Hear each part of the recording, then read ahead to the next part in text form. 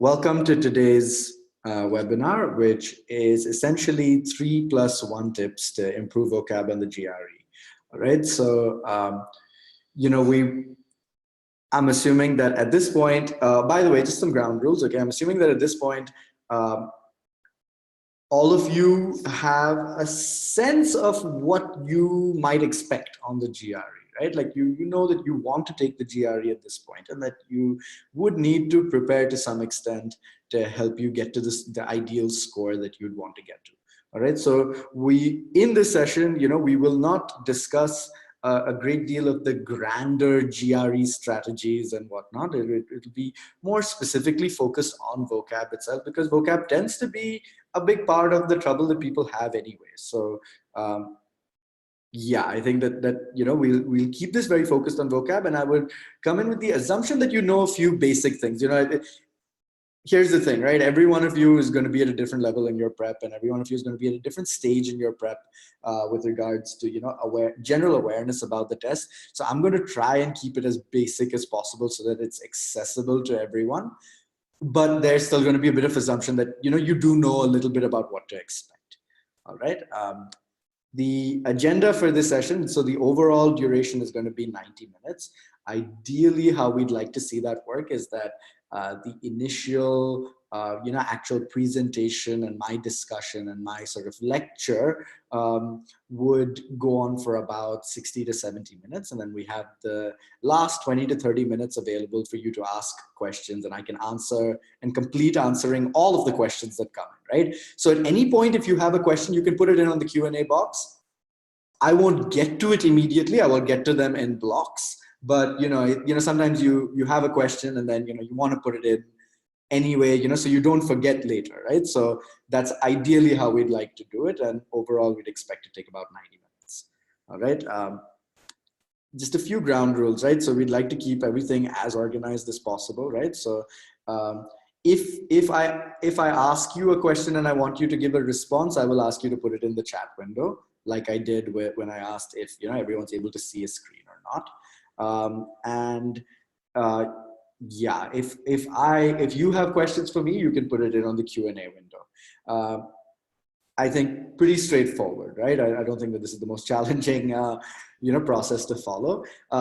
If you do see that you have technical issues, because this does happen sometimes, if you find that there is a lag or you're not able to really hear me clearly, just say so on the chat that you're not able to hear. At that point, I will crowdsource the question to see whether everyone else can hear or not. And if we find that everyone else is able to hear fine and it's working properly, the problem is probably at your end. So it might be a good idea to reset your connection or just refresh your window. All right. So yeah, I think that's pretty much it. Overall, yeah, I see somebody put in a question, said how long does the session last? The overall duration would be 90 minutes. So I think, you could expect to be done by midday today. All right. Just another thing, somebody raised their hand.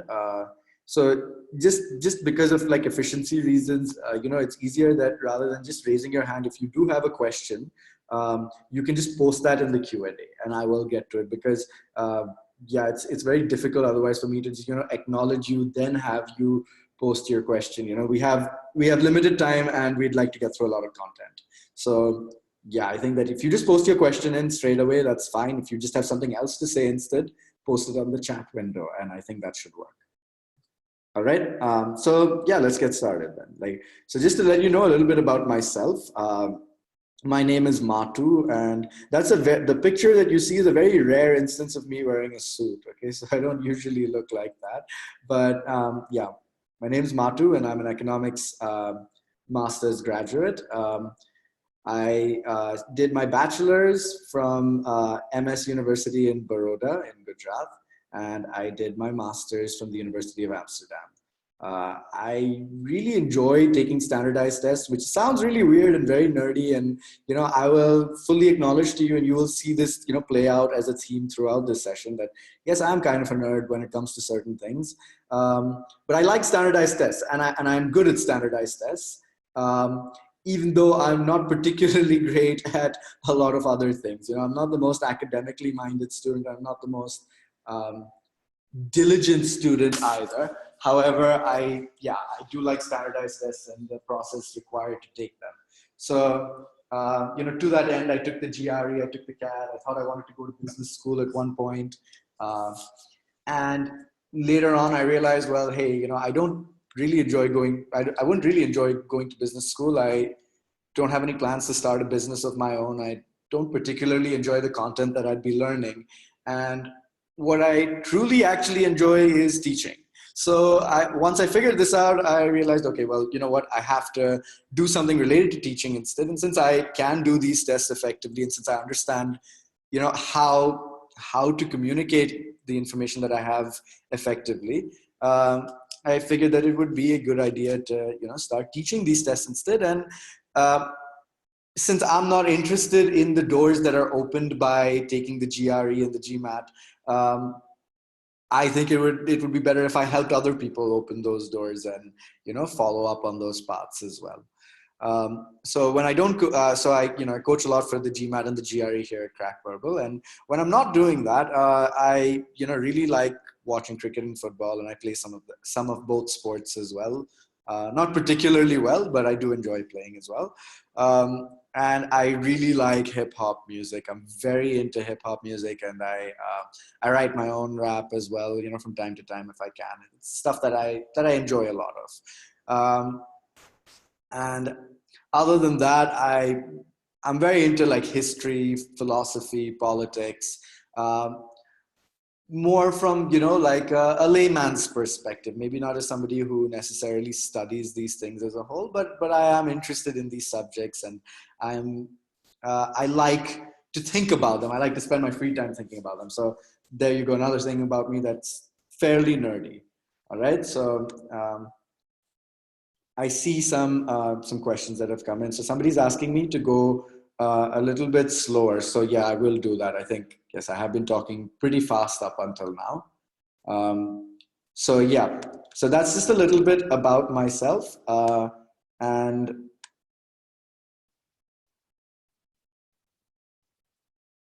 sorry, one second. Yeah. I see somebody saying that they're not able to hear any of what I'm saying. If you're able to hear what I'm saying, can you please hit 1? If you're not, then you can hit 2.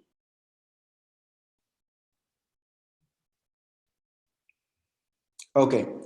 So I think everyone is able to hear. So if you aren't, then, just get this checked on your end. All right. So that's a little bit about me. To let you know a little bit about Crack Verbal, we essentially try to help, with every step of your master's journey, right? So, because what happens is that, you guys have the drive, you guys have the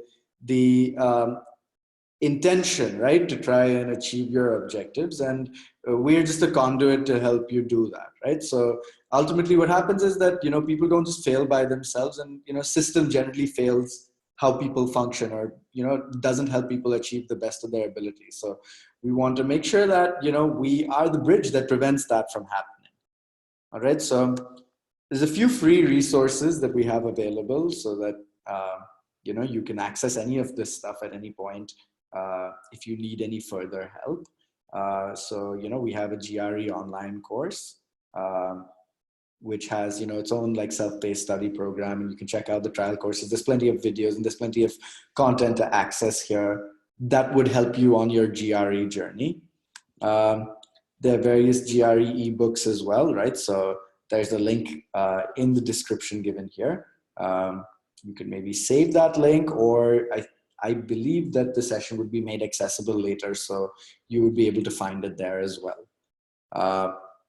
In addition to this, there's plenty of videos on YouTube. If you go to youtube.com/user/crackverbalvideos, you will find a whole bunch of videos specifically related to various concepts on the GRE, how to, improve how you would take them, and also how certain questions are to be attempted as well. All right. So yeah, that's some of the other stuff that we have available. In addition to this, we also have some flashcards, which are specifically designed for Indian students, and we'll get into this in a little bit more detail later. where we use mnemonic devices to help you learn words more effectively, right? So I mean, that's what the session is kind of about. So this will be pretty important, and I will discuss it in more detail in the session itself. Finally, we do have some blogs as well where we put up important information that would just be helpful. You're preparing to do the GRE in order for you to be able to do a master's program, right?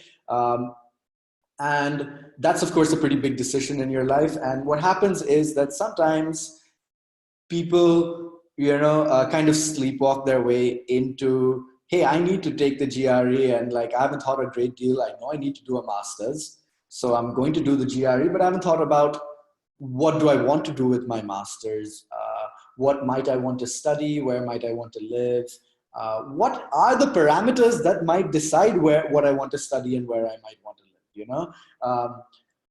I thought for the longest time that I wanted to go to business school, and then I realized that that was not what I wanted, and I ended up doing a master's in economics itself, the same subject that I did my bachelor's in. So that kind of realization only comes from doing a little bit of introspection. So it'd be a good idea to maybe check out some of these blogs and look up the information here and just see if that helps you out. All right. Okay, so I think that's all of the housekeeping, busy work to get out of the way. So let's actually get to the GRE, the meat of the GRE vocab itself. I'm just going to attend to a few questions, before we get started, because I see some questions have come in, and it'd be a good idea to get through them. So Arvind asks, can we get into ISB by writing the GRE? My understanding is that yes, you can, because your GRE score will be converted to a GMAT score. However, this is not my forte, so I would recommend that you look this information up independently. All right. Another person says that I'm watching this session to improve my verbal ability, but not specifically for the GRE. Will it be useful? I think absolutely yes, because while we are, talking about it a little bit in the context of the GRE, this is a lot of this is our general methods to help improve your vocab. So yeah, I would absolutely say that it'd be useful on that front as well. Another person asks, does Crack Verbal Blogs host or display information about PhD admissions? I do think we have some content, though not a great deal. All right. I think if you are planning to do a PhD, that is already a very specialized decision. So it is definitely a good idea to do your own research on that front. Okay, the last question before we get into the session itself. How to find the right place to learn vocab for the GRE? Well, I think that's kind of a lead-in question. You're at the right place. We're going to give you certain tips and certain, sort of approaches to take to help you improve your vocab on a wide scale in the coming months. All right, so yeah, let's get started then. Okay, so the GRE verbal section is often the one that people are most concerned with, and with good cause. We have several barriers in our way that kind of, make the verbal section a little bit more challenging. A lot of test takers from India tend to come from math or science backgrounds, so the quant section tends to be easier by default. In addition to this, a lot of us do not necessarily speak English at home with our parents. And in some cases don't necessarily speak English a great deal with our friends either. So if it is not our first language and it is not the language that we speak on a regular basis, that provides its own challenge to get around, right? So the GRE verbal section does tend to be the harder one. From this, in the GRE verbal section, it tends to be split into 4 parts, though you may already be familiar with this to some extent.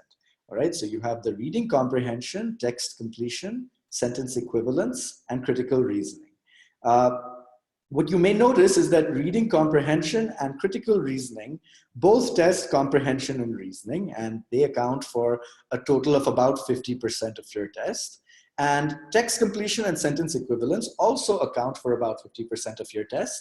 And yeah, together, make up make up, you know, 50, yeah, make up the 50%, and also test similar skills, right? They test vocabulary and comprehension. Now, this is not to say that, you know, these skills are not transferable, or that the reading comprehension doesn't test vocabulary. It absolutely does in its own way. It's just that these are the primary skills that are tested, all right? So as you can see, vocabulary is a central aspect of at least half of your test, right? And this is part of what makes it important. But even the other parts, you know, like reading comprehension, you do need to be able to understand a passage and the words within it in order to be able to understand how to solve the questions to some extent at least, right? So you will find that vocabulary is a theme that comes up all across the GRE verbal section, and having a high vocab will impact your score in a big way, right? Another way to view this data would be, you know, as you can see, there's the 50-50 split between reading comprehension, critical reasoning, and text completion and sentence equivalence.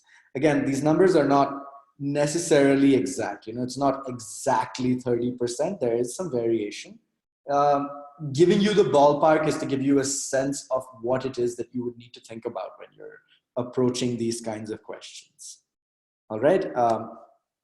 So we have asked a lot of students down the years, right? We have more than 10 years of experience doing this, and we always ask, okay, what are the challenges that you seem to have, right? And what we've found tend to be the biggest challenges are, you know, number one is vocab, all right? Number two is reading on the GRE, you know, and how it might be different from reading otherwise. And the other stuff tends to be, you know, stuff about the test itself, right? Like, oh, you know, time management is difficult. I've never done a test that is 3 hours, 45 minutes long. How do I keep up my stamina? How do I, you know, prevent myself from getting bogged down by what is clearly an important test otherwise? All of that is completely natural, and, you know, those tend to be some of the other questions that we have. But the number one concern is always vocab. So, you know, this is part of what has informed our decision to conduct this webinar today as well. And within vocab, I've tried to split this up because we tend to see, you know, like a lot of the concerns that people have for vocab tend to be boiled down to three categories. All right. Either the words are just completely unknown to me, right? I get that, right? Some words you just don't know. And even, you know, I got 166 on my verbal section, and I can tell you for sure that when I did my verbal sections, there were words that I just didn't know at all, right? That is part of the challenge. Another problem that people tend to have is that, oh, I've read this word while preparing, you know, I've seen it in my preparation somewhere, but I don't really remember what it is. You know, I recognize the word, but I don't know what it means, and I don't know what I would do with it. All right, this is pretty common, you know, and it happens because of the way that we approach our preparation for vocab. All right, and there are some fundamental flaws in the way that approaching vocab is done, and we'll get into what are some of those ways, as well as how we can correct them. Lastly, we see that, you know, like the problem is that we see that people have this issue that, oh, I recognize this word, I prepared for it, or I've seen it in the past, I've come across it. I sort of know what the word means, I maybe even know what the dictionary definition is, but the way that it's being used here is kind of different, and that makes things a little bit confusing, and I'm not sure whether I should be using this word here or not, right? This too comes from an improper approach towards preparing, okay, and an improper approach towards how people take on, you know, vocab when it comes to the GRE, and how people take on vocab when it comes to improving your vocab as a whole. All right, so we're going to address what the specific challenges are, how these problems come about, what are the mistakes that people make, and based off of that, how do we work around it, and what are sort of the correct techniques to approach learning vocab building on the GRE. All right, so let's get started with some of the challenges here. Now, very often, you know, when based off of the challenges that we're seeing, or based off of the problems people seem to have, they feel like it is very important that we know how to use a lot of big words, right? Because, you know, words that I wouldn't use in day-to-day speech, words that I may not even come across very often otherwise. But this is not desirable in itself, all right? And I'm going to show you exactly why. So here's a tweet from the UP Tourism like the UP Tourism government Twitter account, right? And well, there's first the text, and then there's a picture, and I want to get into this because of just how ridiculous it is, honestly. It says, the unbeaten, sagacious astuteness of Varanasi is no less than a figurine of rectitude for the people. Right now, it is clear here that they're trying to get us to come to Varanasi, right? That's what their goal is. But what they're saying here doesn't really make very much sense at all. Okay, so the unbeaten, all right, sagacious astuteness. Now, to be sagacious, okay, so you might be familiar with, being like a sage, right? So something about it being calm, sure, that, but what is sagacious astuteness then, right? Like, is there some kind of specific intelligence to how Varanasi functions? If I'm being very honest, the one time that I've been there suggested probably not, just from the sheer amount of chaos that I experienced in my time there. So sagacious astuteness of Varanasi, all right, that's what that is no less than a figurine of rectitude for the people. So rectitude, like generally means something to do with being upright. So a figurine of rectitude, a figurine, an idol of being upright for people. I've read this is not the first time that I'm reading this tweet, I'll be honest with you, and I still struggle with trying to figure out, what does this mean? Like, what are they trying to say here? What are they trying to communicate to me, right?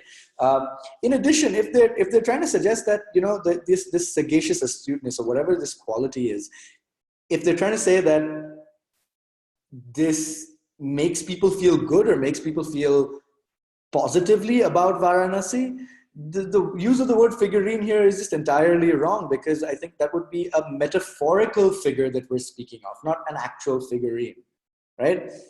So anyway, they've used the hashtag reasons to UP, fair enough. And then it says, seizure the quietude engraved in the transcendent aura of Varanasi. All right, so seizure, okay, I mean, like that itself is incredibly ridiculous, right? I think they're asking us to seize something, right? I think they're asking us to take in something, but seizure absolutely doesn't mean that, right? A seizure is a terrible incident. It's when your whole body starts convulsing because you're experiencing some kind of negative health effect, right? I've had seizures in the past and they feel terrible.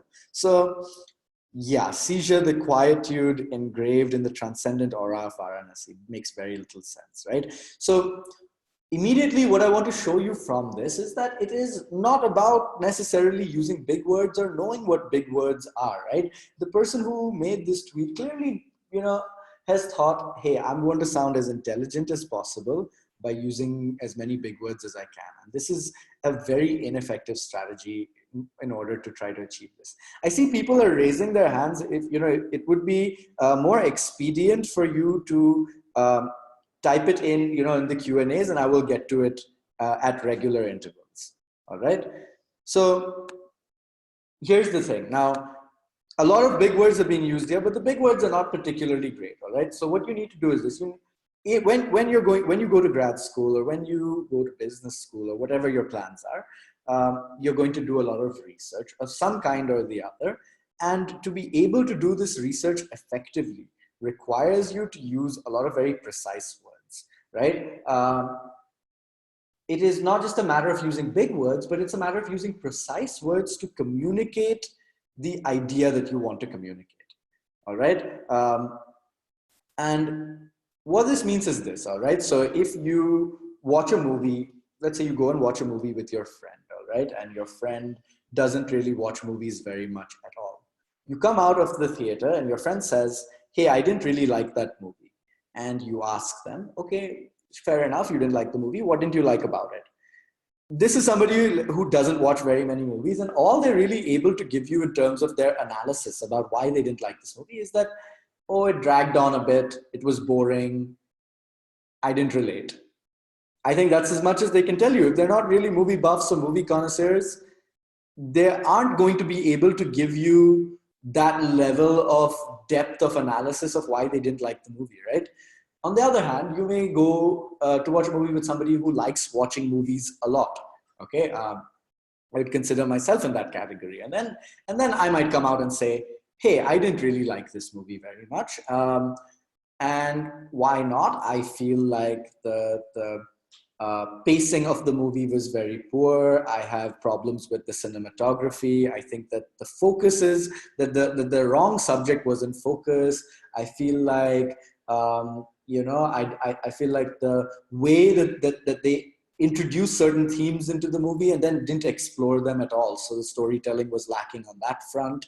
I feel like there were a lot of instances where they built up tension for no reason, and it ended up being very anticlimactic.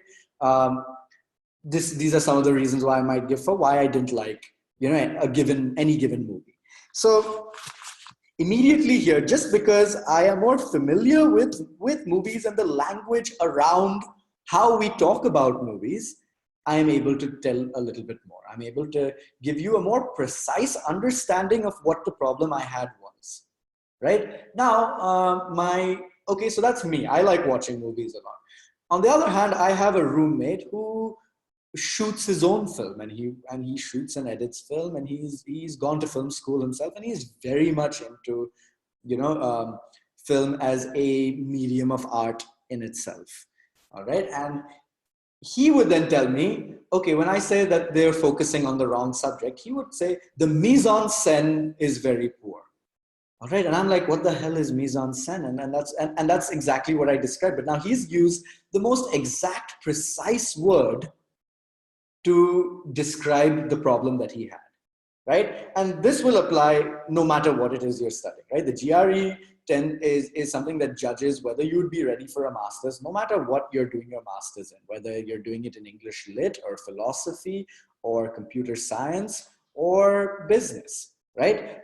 So they want to know that you have a large repertoire of words that you can use to communicate the ideas that you want extremely precisely, right? So it's not just a matter of big words, although big words do help. It's a matter of knowing when to use those words very specifically in order to communicate a very precise message, right? And as you try to communicate a more complex message, you do need more complex words or ideas to communicate this message effectively.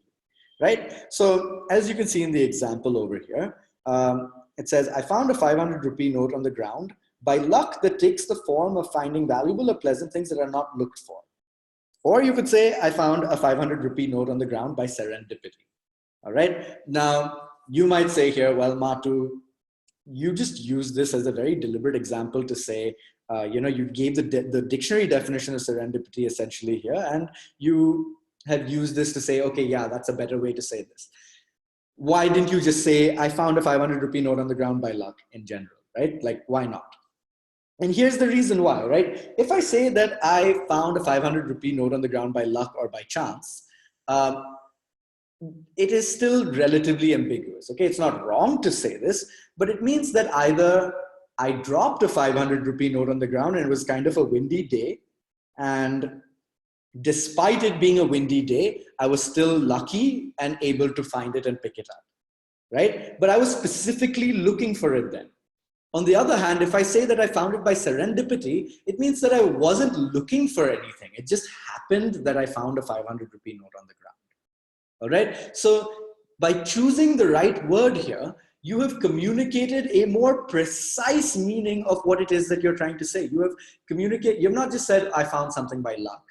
You've said, I found something by a very specific kind of luck where I wasn't even looking for this beforehand, and I just stumbled upon it, and that proved to be very good for me, right? So as you can see, it is very important to build your vocab. And of course, this is important for the GRE, but it is also important for your life in general, right? It is also important that you be able to communicate information effectively, no matter whom you're communicating information to or no matter what the topic is. Right? So this is why, essentially it is important to try to build your vocab, and why it is important to try to build your vocab in a manner which is not just hey, I'm going to learn what a bunch of big words mean and how I'd go about them, right? So I'm going to pause for a second. I'm going to take some questions. All right. So, uh, so I see, can this session be watched later? My understanding is that it can, but I think you would have to confirm this with our support team. But I'm pretty certain that it can. Somebody said mise en what? Yeah, mise en scène. So it's MISEENSCENE. It's a term that we borrowed from French. And see, that's the thing, right? That's a word that's. I mean, it's not essential that you need to know what that is. It's not essential that you know what that concept is, but it is something that somebody who very specifically works or studies or researches in the field of film would know about, right? And would be able to tell us about, simply because their work requires them to have that precision, because that word comes up again and again for them, right? Another example of this would be, you know, that the Inuit people of North America, of, you know, the very cold parts of North America, the people who used to be called Eskimos, but we should ideally not call them Eskimos, because I think the word itself has some very negative connotations to it. People, yeah, the Inuit people have many different words for snow, simply because they encounter many different kinds of snow. And to you or I who see snow, you know, maybe once a year if we're lucky, it doesn't really mean anything, right? Like all snow is kind of the same in how it acts, but for these people, the purposes of this are very different, so they need the precise words to identify what they're talking about. All right. Do you have the option to pause? I don't think you have the option to pause. So yeah, sorry about that. All right. So what I'm going to do now as well, before, you know, we continue, is I am going to open up this poll. All right. So I don't know if you can see this on your screen, but I'm going to launch a poll now, which is a poll essentially about your hobbies, and you can answer this with multiple responses. All right. So you can answer more than one of these if you want. And I've just launched the poll. So if you go into polling, you can start answering this in. It's a question about your hobbies. It essentially just says, what do you do for fun? And there are, I think, 8 options available here, right? So watch a lot of TV or movies, play video games, appreciate art. I mean, I say art, but I know everyone's taste of art isn't really Renaissance art. You know, if by art you mean I browse very dank memes on the web, that's also fine. You know, I consider that art, and you know, if that is something that you do, I'm happy to discuss the effect that memes have had, you know, on the way that we perceive art and the way that we think about it as a society as a whole, you know, on a large scale as well. But yes, I see responses coming in, and that's great. So I'd like people to, yeah, add in as many responses as possible. Just keep doing it in, you know, whenever you have time. We will come back to this later because it will be relevant later on in our discussion. All right, so let's try to kick on. So this would be an example of a sentence equivalence question. Right? As we discussed before, this is one of the types of questions where vocab is pretty important. Right? Now, as you can see, the question goes, after the advent of the internet, people have become speed readers, focusing more on reading that is blank rather than deep and involved. Now, from this, what we should be able to determine is that the nature of the reading is not being deep and involved. So it is something that would be the opposite of being deep and involved, right? They're focusing on reading that is X rather than reading that is deep and involved. Now, I hope you're familiar with this already, but in a sentence equivalence question, you have 6 options and you have to pick 2 correct answers from them. In this case, the correct answers would be, as I hope you can see, cursory and perfunctory.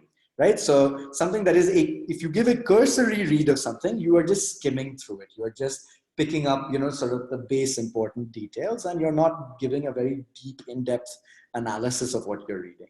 Similarly, something that is perfunctory has a very similar meaning. It is something that you're just doing, you know, sort of for the sake of doing it without getting too in-depth into understanding what you're reading. Right? So cursory and perfunctory work on that sense. On the other hand, some of the other words, to be loafing is just to be hanging around somewhere, right? So that doesn't really make sense. Something that is lingering is also just to be hanging around, right? If you do reading that is lingering, it would imply that it is reading that, I don't know, stays with you. But even that is not particularly, a very exact definition there. So, these are words that don't really make sense in the context. Similarly, reading that is exacting or fastidious. Reading that is exacting takes a lot out of you.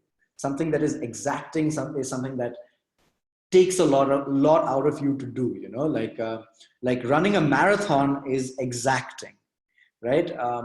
You have to be fastidious in your preparation to run a marathon. You have to be very determined and dedicated in how you approach running a marathon in order to be able to even complete it, right? So you can eliminate these options and then you come to the conclusion that it has to be something that is, just something that is very cursory, something that is not in depth, which would be cursory and perfunctory. Similarly, when it comes to text completion, despite the aura of blank most empires project, a look at their history should remind us that they are blank organisms. So delicate is their ecology of power that when things go truly bad, empires regularly blank with unholy speed. Okay, this is a little bit more challenging because there are 3 blanks here. And with text completion, as I hope you're aware, you have to pick one option for each blank, right? So as you can see, you've been given 3 options for each blank and you have to pick one, right? So we know that despite the aura of something, empires project some aura, but despite that, they are actually blank organisms, right? This immediately indicates to us that the aura that is projected and their actual reality are opposites to each other. Okay, but we don't really know much else. So delicate is their ecology of power. Okay, so now we understand that empires are actually pretty delicate, right? Or that they're not something that are set in stone or that are guaranteed for, eternity. So delicate is their ecology of power that when things go truly bad, empires regularly blank with unholy speed. Okay, so what do we know? Empires are delicate. They project an aura that is something else. And that when things go bad, something happens to them very quickly, right? Presumably, if they are delicate, it means that they probably come apart, right? Now, what you had to do here is sort of pick apart the contextual understanding of what the words might be and the relationship of these words to each other, right? So now let's look at the options, right? If blank 2, we know that it's something to do with being delicate, right? So let's look at the options then. Macroscopic, okay, we're not saying that they're actually large, right? Unless they're trying to project the aura of being small, and there is nothing here which suggests that they're trying to be small. Insuperable, I'm not necessarily, let's say you're not necessarily sure what insuperable means, right? But it kind of indicates, okay, something that cannot be surpassed, right? So insuperable is something that cannot be surpassed. Okay, so if they are insuperable organisms, that doesn't indicate anything to do with being delicate either, right? However, the last option, fallible, something that is fallible is something that can be at fault. Okay, so something that can be at fault, something that can make mistakes. Okay, so that is a lot closer in meaning to delicate, right? That is a lot closer in meaning. Like something that is delicate is something that can come apart, that can be broken down, that can be attacked. So that would be something that is fallible. Okay. So we know then that it has to be fallible here. If we look for something that is the opposite of being fallible, it would be something that doesn't make mistakes. Despite the aura of ineptitude, to be inept at something is to be very poor at doing something. Okay, so it's not going to be that they're not going to project an aura of ineptitude. Despite an aura of omnipotence. So omnipotence, something that is omnipotent means to be all powerful. That kind of works in this context, right? So they say that they're all powerful, but they actually can make faults. They're actually fallible. They actually make mistakes. Okay, let's keep that in and let's look at the third one. Despite the aura of animosity. Now, animosity is feelings of ill will. Despite the aura of animosity, empires project, the reality should then be that they are actually kind of friendly, or that they don't bear ill will. So that doesn't work in the context, right? So now we know, despite the aura of omnipotence most empires project, a look at their history should remind us that they are fallible organisms. So delicate is their ecology of power that when things go truly bad, empires regularly blank with unholy speed. So they come apart, right? They're actually fallible. They actually can be at fault, right? So to proliferate is to spread, and to pullulate also means to spread rapidly. To unravel does mean to come apart. So the correct answer here is actually unravel. So if you were to answer this question correctly, you would answer it as omnipotence, fallible, and unravel, right? And you would have to get all three right to get this question correct. Now, as you can see, you can split this challenge essentially into two parts. One is you would have to know what some of these words are, right? If you have no idea what either proliferate or pullulate mean, it becomes a lot more difficult to eliminate them as possible options, right? So there is the level of actually knowing what a word might mean and where you might use it. But what you can see is clearly more important is not just knowing what the word means, but understanding in context how you would use it, right? So remember this, right? Like we used the example of the UP tourism tweet before, and we're using the examples of the actual questions now to let you know that what is most essential is that you understand the contextual use of words rather than simply what the words might mean, when it comes to a dictionary definition, right? That being said, let's get into some of the incorrect approaches that people use, all right? So the primary problem I think that people have is that they start building their vocab too late, all right? And you can't, ideally, okay, there's two views of looking at this. One is that you would need at least 2 months to do focused vocab prep, and I think that it would be a good idea. It is the first thing that you should start doing in your GRE prep, simply because it is an organic process that grows over time, and it is impossible to know all the words. So it is a good idea to constantly try to improve your vocab, from the start to finish. So this is one mistake that people make, and they think vocab is something I will study and learn right at the end, and you cannot do that. Another problem, and this is linked, because they approach it like this, what they think they can do is that, oh, I'm going to take, a list of words and I'm just going to memorize all of the words on this. All right. This is a very superficial way to build your vocab. And I can guarantee you that if you approach this method, with this method, what will happen is that you may learn a bunch of words, but you will forget more than half of them. And even the ones that you may or may not see on the test are ones that you may not necessarily remember the right context for or remember how to use it appropriately for, right? We discussed that this is one of the issues that people have, that I've seen the word before, I did it in my studies, but I'm not sure in this context where I would use it. I'm not sure what to do with it with this question, right? And that is the product of building your vocabulary very superficially.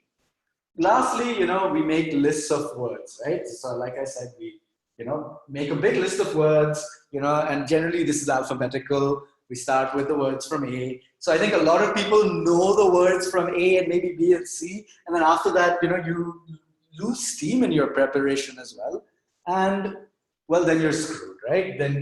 So you didn't get as far as you'd like. You only learned a few words and you didn't necessarily learn them very effectively either, right? So these tend to be incorrect approaches with how to do it. And we're going to sort of work around how to get around that. Because ultimately, you know what? If you don't know any better, that's what you would do, right? You would automatically gravitate towards trying to, make just learn as many words as possible in as short an amount of time as you can, right?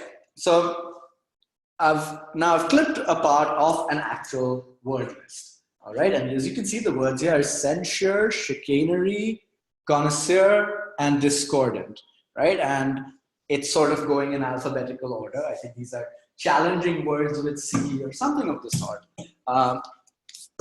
And the dictionary definitions are given, right? It says to censure someone is to criticize them severely or to officially rebuke, right? So if I were to ask you what does it mean to rebuke somebody, I hope the answer that you give me is not just, oh, it means to censure somebody. But essentially they are synonyms, right?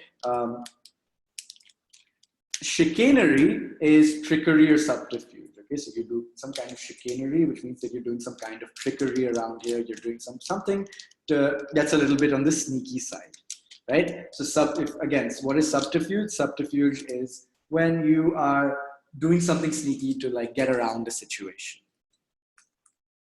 A connoisseur is somebody who is an informed and astute judge in matters of taste, or somebody who is an expert, right? So we hear about wine connoisseurs or food connoisseurs, or connoisseurs of good art, right? For example. So these are the people who recognize what good art is like, or what good music is like, or whatever is like, right? And okay, fine, you can learn what that word means. Something that is discordant is something which is conflicting, right? So if you play discordant notes, they conflict with each other. Or something that is either just dissonant or harsh in how it sounds. So something that sounds discordant would sound unappealing to hear, right? Now, there's several problems with this, right? One, the words are presented to you in alphabetical order, so there's no pattern to them, right? What the word censure means and what the word connoisseur means are two completely different things. And if you're learning them one after another, it makes no sense because, well, they don't have any relation to each other at all, right? Another problem is that you've learned the dictionary definitions of these words, right? So I ask you, what does it mean what does subterfuge mean? Chicanery. What does chicanery mean? Subterfuge, right? You get caught in a loop here, and it doesn't really give you any deeper understanding as to what this word means or where you might use it. Lastly, there's no context here, right? It's just, oh, I see this word. Okay, so I know that somebody is a connoisseur. Somebody who is an expert, right? That's the definition, one of the definitions given for a connoisseur. So if I am very good at, let's say, if I am extremely talented at painting, would that make me a connoisseur? No, it actually doesn't. What would make me a connoisseur of art would be my ability to recognize good art, right? But on the other hand, if you are a wine connoisseur, you could also be described as a wine expert, right?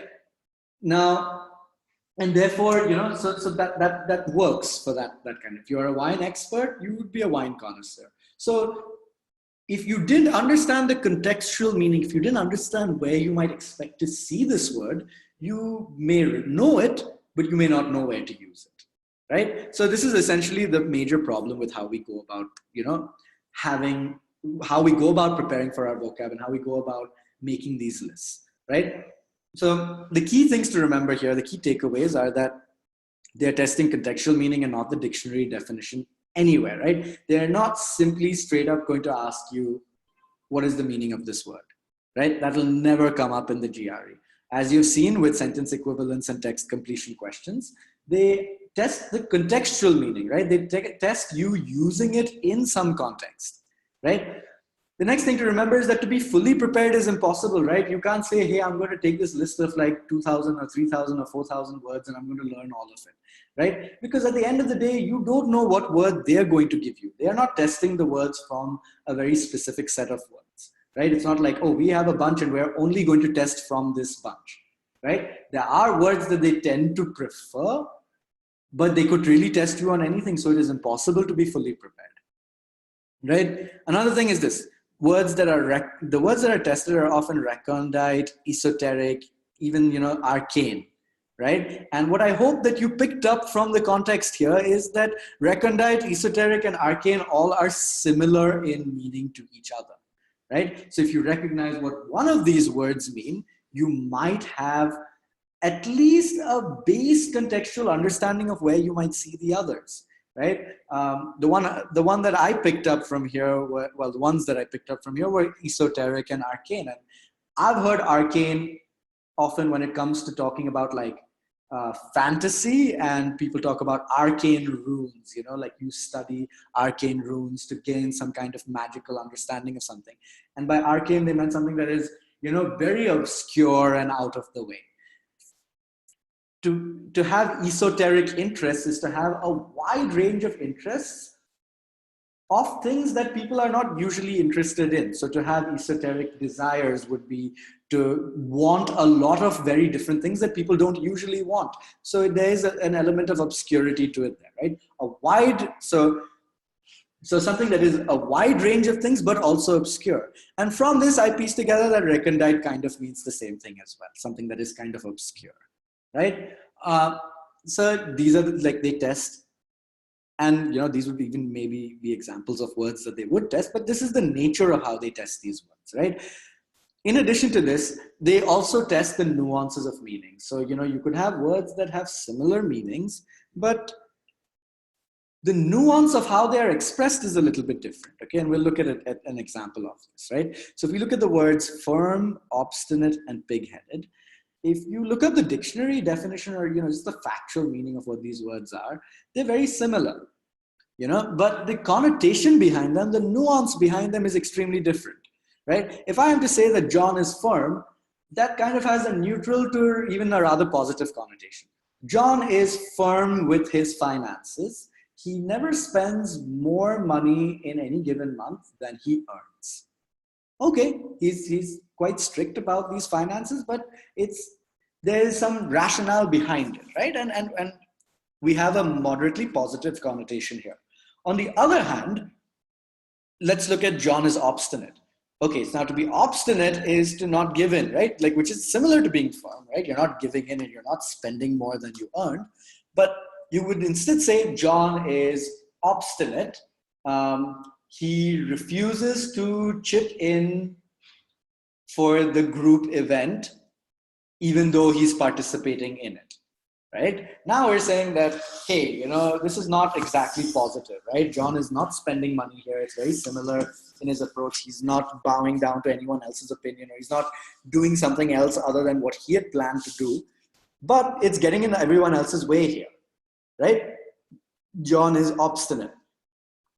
And if we look at the third example, John is pig-headed. This is also negative, but with a far more extreme connotation, right? So John is pig-headed. He refuses to take his family out for a vacation, even though he has saved up enough money, right?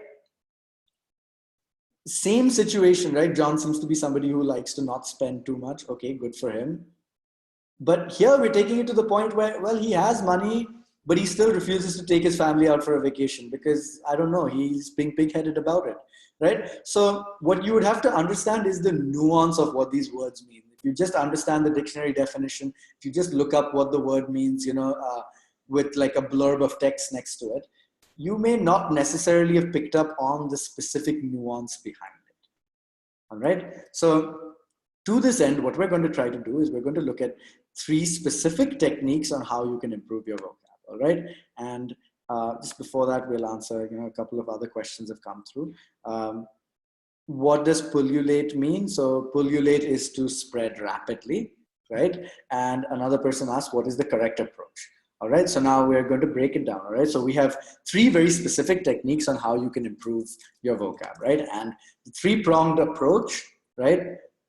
The 3 techniques are using mnemonic devices, using word roots, and using grouping. Okay, and we'll discuss each of these in detail now. So let's look at mnemonic devices, right? So mnemonic devices are essentially, if we say King Philip came over for good soup, that's a way to remember kingdom, phylum, class, order, family, genus, species. King Philip came over for good soup. Right? We've used the first letter of each word in order to remember this other thing altogether, right? Either it works like that, or you even have sometimes a visual clue. So you either have visual or auditory clues along with, the word itself to help you remember it. Okay, so now let's look at these 2 words, chicanery and lassitude. We looked at chicanery before, right? We said it was trickery or subterfuge. But, I think that there are good odds that you may not even have remembered it, even though we discussed it like 10 minutes ago, right? It's difficult to remember a word when you just look at the dictionary definition. Lassitude, again, we haven't even brought this up. What do we know about lassitude? All right, now if we look at it expressed in this form instead. So if you look on the left side, chicanery. So you have this woman complaining to the shopkeeper saying this is not coffee, it's all chicory. And chicory is something that you put, that, you know, used to be put in coffee to like add heft or weight to it. It's kind of like chaff in wheat, you know, something that's like a little bit of an impurity, but it exists in the coffee itself as well. It's not so common nowadays, you know, when because we get everything packaged more efficiently, but it is a thing if you go and buy your coffee in a more organic fashion, right? Now, what has the shopkeeper done here? The shopkeeper has put almost all chicory instead of putting the actual coffee, right? So there's some kind of subterfuge going on here. There's some kind of deception going on here, right? He's not representing clearly what he should be giving, right? So this is an example of chicanery, which uses a word that sounds like it to help you remember what this word is, right? And through remembering this whole action and remembering the situation described here, hopefully it stays in your head a little bit better. You're like, oh, okay, yeah, chicanery, that's what that is. Similarly, if we look at lassitude, you know, if you think of it as the post-lunch lassi attitude, you know, like you have a lassi after lunch and then you just want to relax, and, you know, because I think, you know, a lassi generally does make you feel a little bit lethargic. It makes you feel a little bit lazy, right? So lassitude is lethargy or sluggishness. Now, if you think of it in this fashion, it becomes a lot easier to remember what the word is in your head, right? So this is one technique, all right? And we have several flashcards to this effect, okay? So just using a few examples of this, all right? So if you look at something that is soporific, right? So something that is soporific is something that makes you feel sleepy. It tends to induce sleep within you. So you know, you think about the soporific soap operas where, you know, they insist on showing every camera angle 7 times, you know, showing every incident from like 5 different camera angles, and each camera angle like 7 times, totally puts you to sleep, right? So the soporific soap operas are something that induce drowsiness or sleep, and that may be the way that you remember this word, right? Similarly, you know, we have a word like caprice, all right? So caprice is a sudden, unaccountable change. And if you look at this instance, or, you know, where this newscaster is saying the government caps the price of rice to prevent fluctuations, right? Because these fluctuations are happening, there's sudden, unaccountable change. The government has decided to cap the price of rice in order to help stop this, right? Another example here would be, you know, the word torpor. So you have this tiger, and so torpor is the noun, by the way. Torpid is the adjective. So something that has torpor would be described as torpid, all right? And you have this antelope that I believe is an oryx. I'm not sure, but I think it's an oryx. I don't know. It's not particularly important. But the oryx is saying, aren't you going to chase me? And the tiger is like, hey, can we just do this tomorrow instead?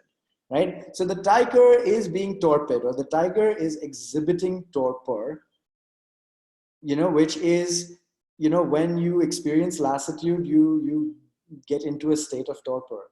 It's the inactivity that results from being lethargic. It's the inactivity that results from you just feeling lazy, right? So humid climates tend to induce a lot of torpor, you know, because you just don't seem to care very much about what it is that you have to do at that point. Another word that we can look at here is aspersion. So simply put, to cast aspersions on someone is to make somebody look like an ass. You're making them look bad, right? So if you say that John is greedy and arrogant, you're casting aspersions on John's integrity, or you're casting aspersions on John's character. You're saying that, well, John is all of these negative things. You're making him look bad. You're making him look like an ass. And that's what it means to cast aspersions. All right, last example of this is the word condone. So to condone something is to allow something, but specifically in the context where it otherwise may not have been allowed. Okay, so you see that the judge has pardoned the con who had done bad things. He's saying, I forgive your crimes and you're free to go, right? So if you just allow something, you allow something in general, but to condone something is to condone something where you otherwise would not have allowed. Okay, your parents may allow you to go for a sleepover, but they may condone your going to a sleepover even after you did poorly on your exams, right? That might be an example of this, right? It's where otherwise in normal circumstances, this would not be allowed, but we're making an exception, we're allowing it here. Right? That's what it means to condone someone. So the con has done bad things, but he has been forgiven, right? The judge has made an allowance for him. Right? Now, now we at Crack Verbal have made about 500 of these flashcards. All right. Now, the nature of how we've designed these cards as well are very specifically for Indian students. You know, like you may have noticed that some of the themes mentioned here, you know, like for example, like lassitude, for example, was one of those where, you know, we used imagery and we used ideas that, you know, tend to resonate more with Indian students or not native speakers. And we find that they've been very effective, right? So we have these flashcards, and as you can see, there's a Dropbox link at the bottom here, right? There's even research that shows that, you know, people who use mnemonic devices tend to remember these words better. Okay, I see a question has come in as well as stuff on the chat, so I'm just going to pause for a second and attend to that. So are they free and is it available offline? So it's not just the words that we went over right now. If you go to the Dropbox link, you should be able to access them for free anyway, right? You can also choose to buy them if you want. You know, sometimes I find that people prefer to have a hard copy, right? And you know, that might be the case for you, right? So if you would like to have a hard copy, you can absolutely do that. But yes, the Dropbox link is a free link which would help you access this. All right. The link has been posted at the bottom of the slide. I think it will be accessible to you at the end of the seminar, at the end of this webinar as well, right? But yeah, it's at the bottom over here. All right. So these flashcards really tend to help, and they're a pretty effective way to, you know, and it just makes learning, I think, a little bit less. It puts a little bit less stress. It feels like you're having more fun while you're learning, which is ideal. Like the best learning always happens when you're not aware that, hey, I'm like physically learning something right now, right? All right, now the second technique that we have, that we discussed, are word roots. Okay, and I would say honestly that this is going to be the bulk of how you build your vocab. All right, if you understand how word roots works, there are two benefits to this. All right, so we make connections with words that we already know, because if you understand the origin of a word, you will see how it might be similar to a word that you already recognize, so you can make the connection with that. Another thing though is that when you come across new words in the future, this provides a baseline for you to help pick up on those new words. All right, so you may see a word and you don't know exactly what it is, but you know a word that is similar to it, so you might be like, hey, okay, it might be related to that, right? Something that is insuperable, okay, it can't be surpassed, right? That's something that we touched upon before. You might be able to guess this, or might be able to, you know, get at least half of the way there simply because you had a sense of what the word might mean, right? Now, why this is helpful is this, right? That you are never going to know all of the words that you will come across on the GRE, right? But if you can get half of the way there, you can make an educated guess and at the very least eliminate other options that don't match the meaning at all, right? So one way to look at this is, let's look at the root word that we're seeing here, right? So we have the root word cred, which is to do with belief, and it comes from Latin, right? What you will see is that a lot of words tested on the GRE tend to come from Greek and Latin. That's just the way it is. But if you know it, you might, you know, consider looking in those directions for word roots. Now, cred is used for belief. So what this means is that now we have several words that could all help apply for this, right? Something that is credible is something that is believable. If you give someone credit, you've put belief in them, right? If somebody buys something on credit, there's belief that they will pay this back later. Something that is incredible is something that is unbelievable but has a kind of positive connotation. Similarly, credulous and incredulous, also believable and unbelievable, but with a more neutral connotation to them. right? A credo is a set of beliefs that you operate with, right?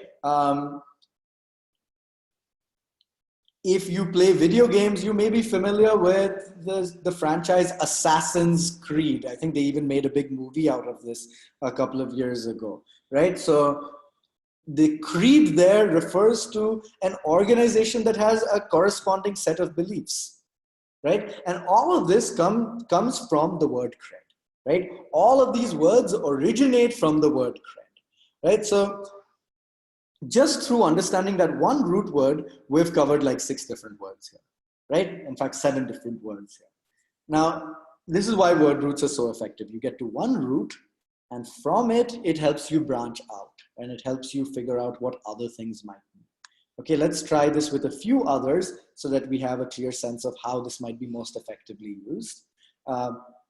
If you see, so the root cron is generally to do with words that are about time. Okay, and this comes from the Greek god Kronos, K-R-O-N-O-S. You know, once again, I think that, you know, if you're familiar with Greek mythology, you may know this. I think, again, if you've played the video game God of War, you may know this, right? And you'll see why, you know, me bringing up video games or me bringing up these other things will be a theme, you know, like that you may have noticed and you'll continue to notice as well. But yeah, Kronos is the Greek god of time, and all of the time-related words in English tend to come from that. All right, so things that happen in chronological order, things that happen in the right time order. Something that is chronic, right? Especially when we refer to diseases that are chronic, are diseases that have been happening over a long period of time. You know, to use a less G-rated reference, there is a strain of marijuana called the Chronic, you know, which I think the rapper Dr. Dre has based an album off of. But the Chronic strain of marijuana is one that, you know, where the high is supposed to last over a long period of time. So yeah, that's where, you know, the word chronic, right? When you chronicle something, you're recording events over a period of time. That's what the Chronicles of Narnia are. They're a series of stories about Narnia told over a period of time, right? From this, let's try and take a shot at what a chronograph might be, right? So a chronograph. Now, we've seen graph in other places, right? To graph something is to, you know, draw or write or record something, right? If you remember stuff from, you know, maybe middle school history, we've heard about lithographs where things have been written in on stone and we learn what they've said, right? So, yeah, so we have lithographs, you know, things that have been carved into stone and like cuneiform or whatever, which tell us, okay, fine. So lithograph, right? So which tells us a little bit about like, oh, graph might be to draw, write, or record something. A chronograph is something that records time. Another much simpler word for that is just a watch or a clock, right? So that's what a chronograph is. Now that's a very complex word, right? That's not a word that you may have come across a lot, but by understanding that it's to do with time and recording or writing time, you know that, okay, it's something that records time, whatever that is, right? Which now you know is a clock. Things that happen synchronously are things that happen at the same time, right? And this gives you some other clues. The prefix syn, sin, is to do with same. Where else have we seen sin? Synonyms are words that mean the same thing, right? Antonyms are words that mean the opposite thing. Okay, so now we've gone from synchronous, right, from chronos being time, to knowing that sin means same. Okay, kind of means opposite. Let's not confirm that, but all right. Antonym, right? If synonym is words that mean the same, antonym is words that mean the opposite. So nym is to do with words, right? Now we've just started with time and we've gone from place to place to place, and we've understood a whole lot more about some words that we already have a vague sense of, and also words that we may see in other circumstances or situations.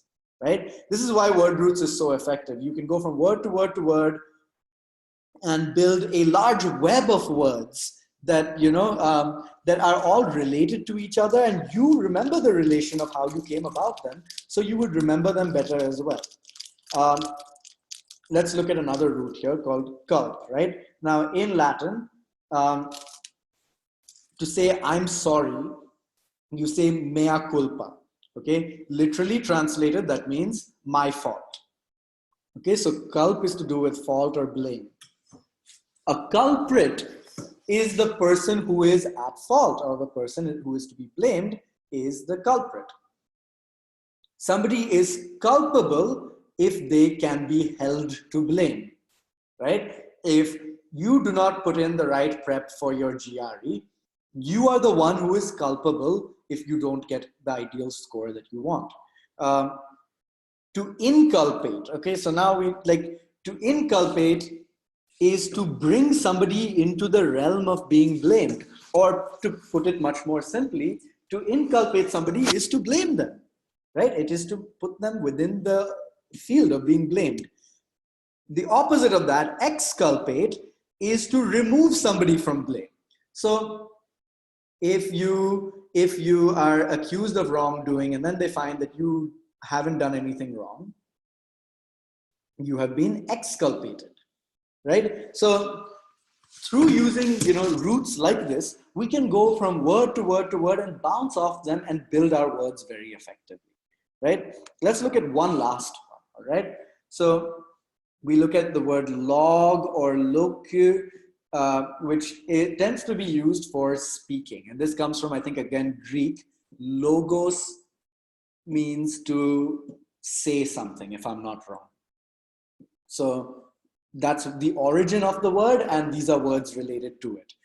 Somebody who is loquacious is somebody who speaks a lot. The colloquial use of something is the casual way things are spoken. Somebody who is eloquent is somebody who is able to speak very well. Now a monologue and a dialogue, okay? We often, come out of a movie and say, hey, that person's dialogues were really nice, which is kind of incorrect, because when we say that person's dialogues, that's just one person talking, right? The one person is making a monologue. Two people having a conversation is a dialogue.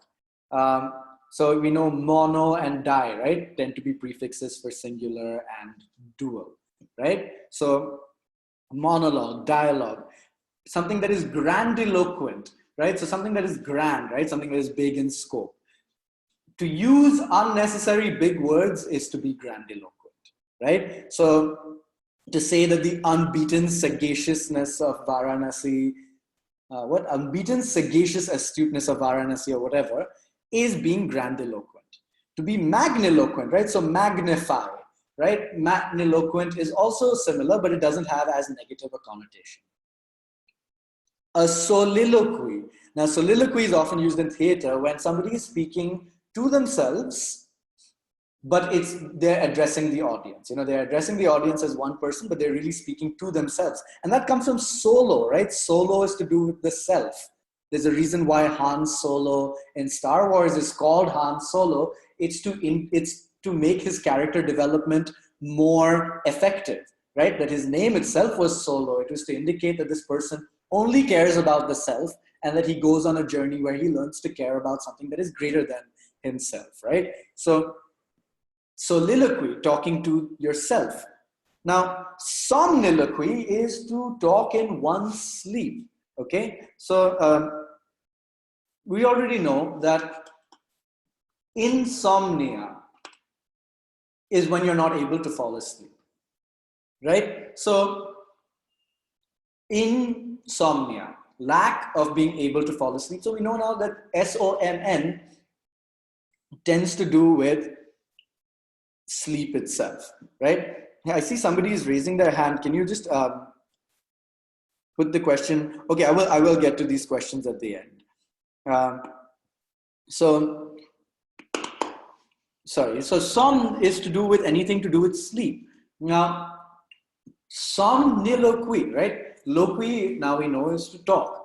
Somniloquy is to talk in one's sleep, right? Similarly, what do we think a somnambulist might do?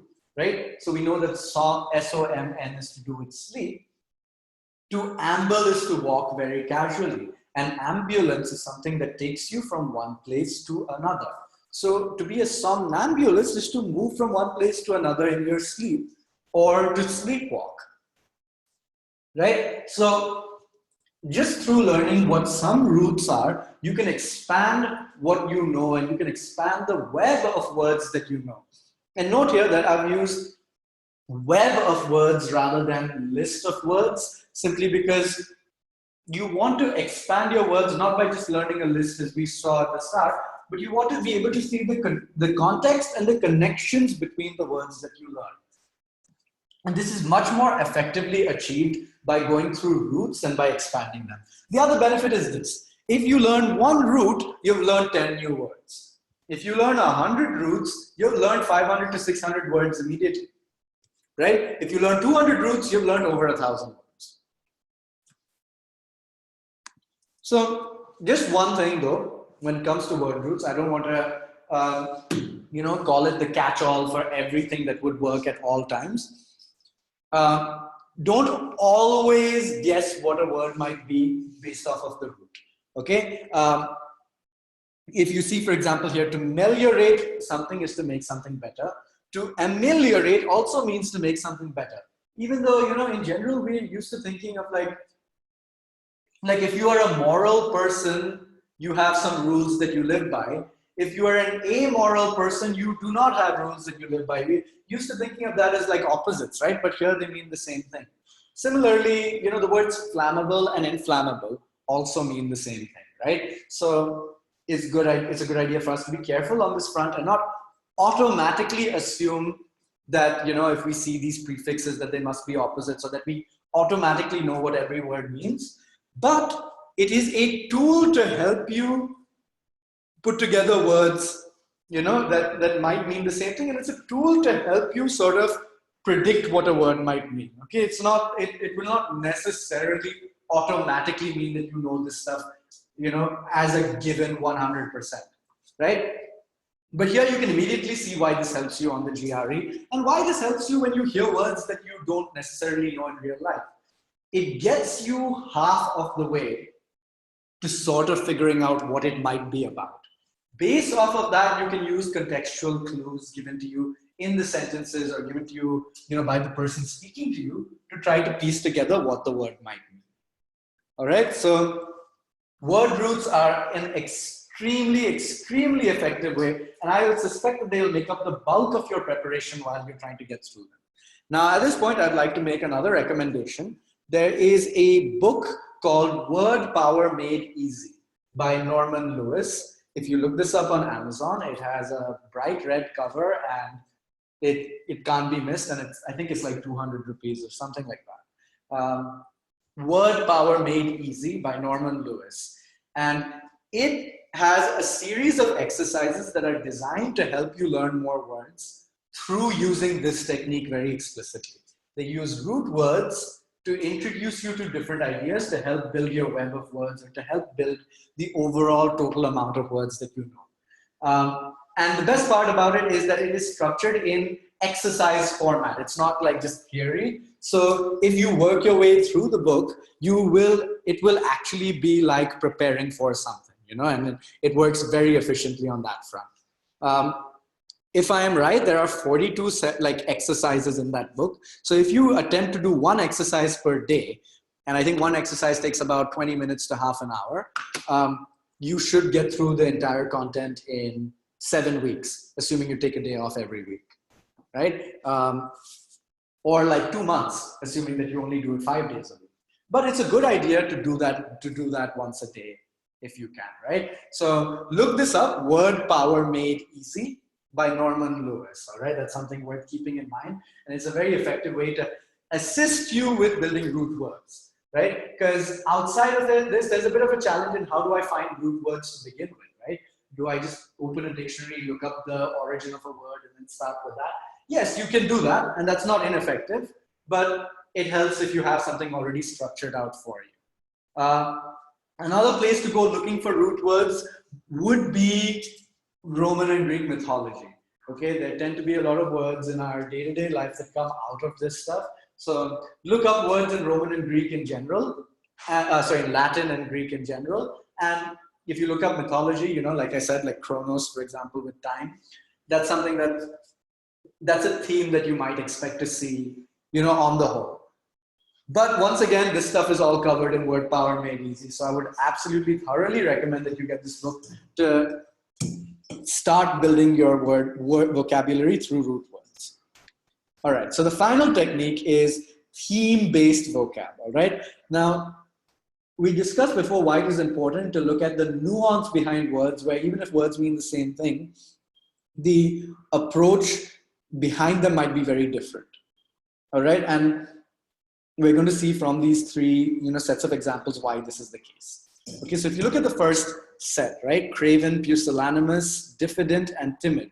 The words being used here are all very similar in meaning. Okay, so to be timid is to be rather shy and to be, you know, not very outgoing or a bit, and there's like a mild impression of it being not assertive, right? So, okay, we know what that means, fair enough. But it has a neutral connotation generally. Sometimes maybe you could say that somebody's timid is a bit negative, but neutral to negative connotation. To be diffident is to be a bit timid, but also with like a slight mild aggressiveness to your behavior.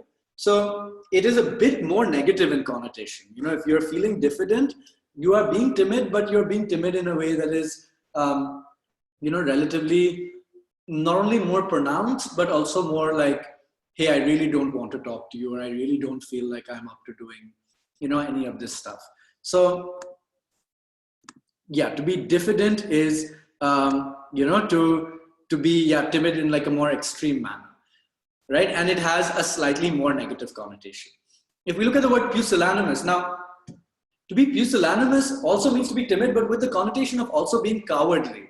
Okay, so there is, we sometimes say, you know, to our friends, and I think we probably shouldn't say it, but we do anyway, don't be a pussy, you know, and it's kind of sexist to say that, right? I mean, we shouldn't really be saying that. But the origin of this term, don't be a pussy, actually comes from don't be pusillanimous, don't be cowardly, don't be, you know, like be assertive, don't shrink into your shell and be a coward. Right? And that's where it originally comes from. That being said, you know, if you hear people say don't be a pussy, they're probably not taking it from pusillanimous. I think it's still a good idea to call them out on their sexism.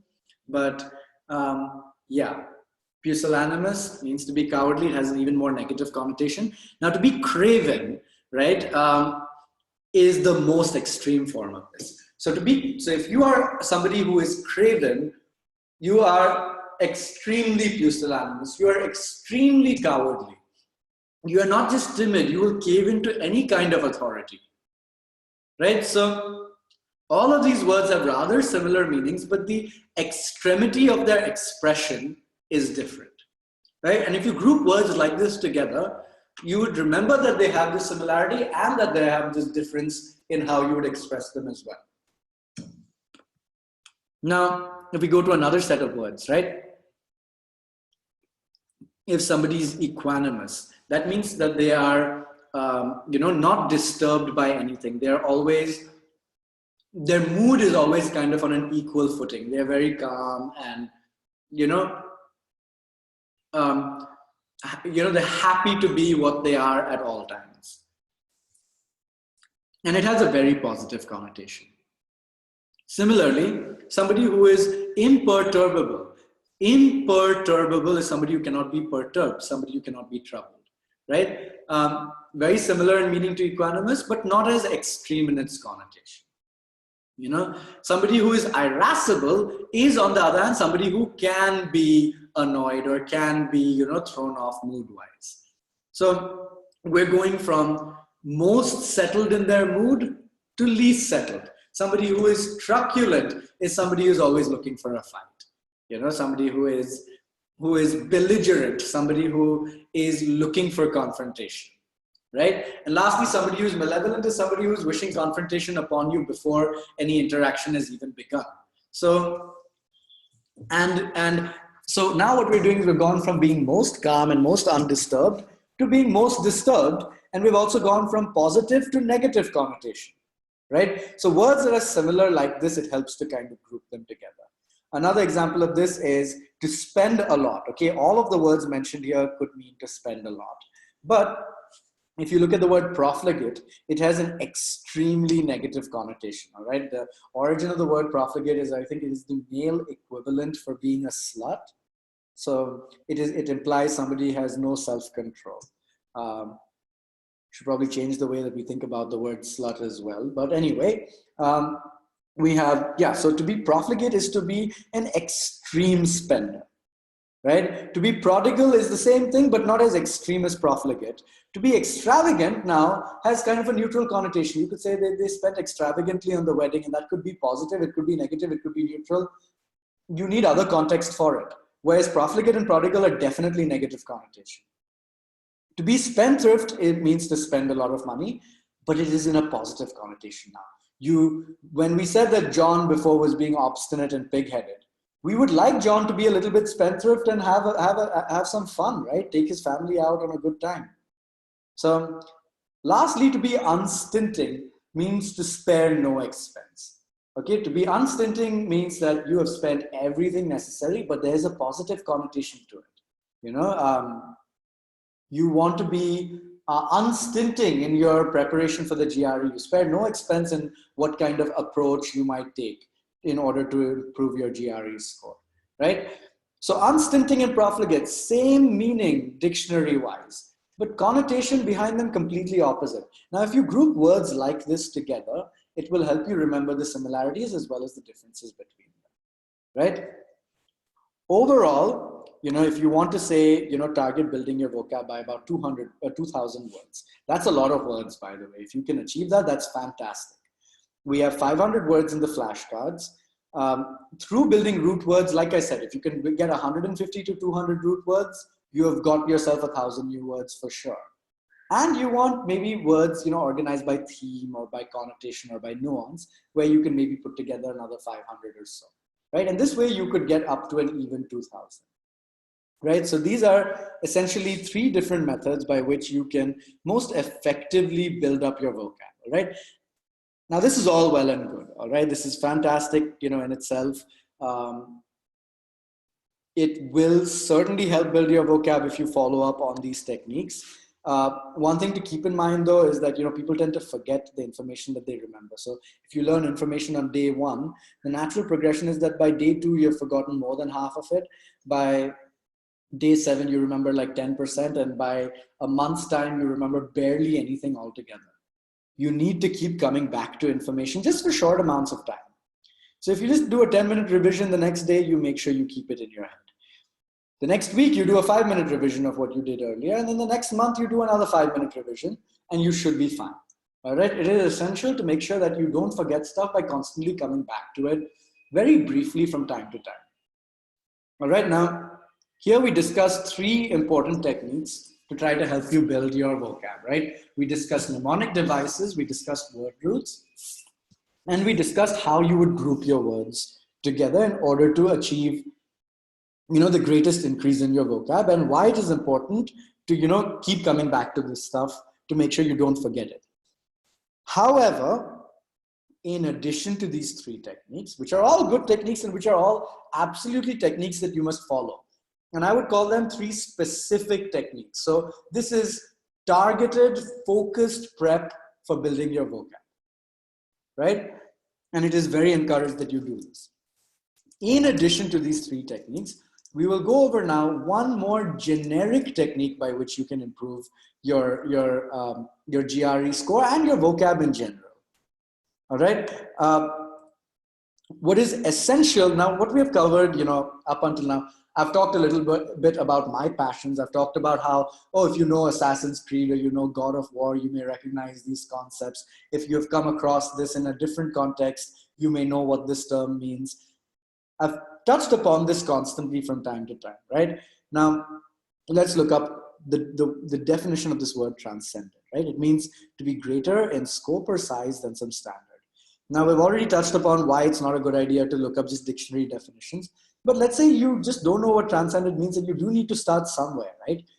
You see this and you're like, well, what the hell? Like, what do I do with this, right? How is this effective or useful for me? On the other hand, if we look at the word in context now, Dante embodied all of the learning and thought of his age and transcended them. He went far ahead of his predecessors, contemporaries, and successors. Now, what do we understand from it? That to transcend stuff is to go beyond what anyone else has done before, right? That Dante has transcended learning itself, that Dante has gone to a level of understanding and learning that is far beyond and far greater and far more magnificent than what anyone else around him at the time had achieved, right? The Dante that they're referring to here, by the way, is Dante Alighieri. He's a philosopher, artist, and writer. And he has written, the Divine Comedy, which is a important Renaissance text, just for your, additional knowledge. But yeah, so Dante has transcended whatever people had done, before him. He's been greater than, he's gone beyond that. Right? By looking at the word in context, it gives you a greater sense of what this word actually means and where you might use it, right? Now, how do you find the context? You have to look at where the word is used, right? So books, newspaper articles, movies, conversations, pretty much everything that we do in our lives, it's stuff that you've been doing for the last 2 decades of your life and picking up words. When we pick up words, we don't pick up words by definition, right? When you pick up words as a 3-year-old, you pick them up by saying, oh, this word has been used here. That's why I can use this word over here as well, right? We learn words through context, right? And there are some very obvious pros to this, right? This ends up being the most effective way to learn, simply because, well, you're already learning it in the way that you need to learn it, right? It's come with its own context. And you aren't just memorizing something, you're incorporating it deeply into how you speak and understand English itself as a whole. So learning your words like this is hands down the most effective way to learn. All right. However, there are some problems with this. All right. One, it genuinely takes forever, right? This is something that happens over the course of your entire life. It's something you've been building over the last 2 decades. And at this point, if you're planning to take the GRE in 3 months, you're not going to read all major texts or important works in any field in 3 months to really drastically improve your vocab, right? This is something that is an organic process that happens over time. The other thing that we have to consider is this, that, do we really read and watch very enriching content that helps us build our vocab, right?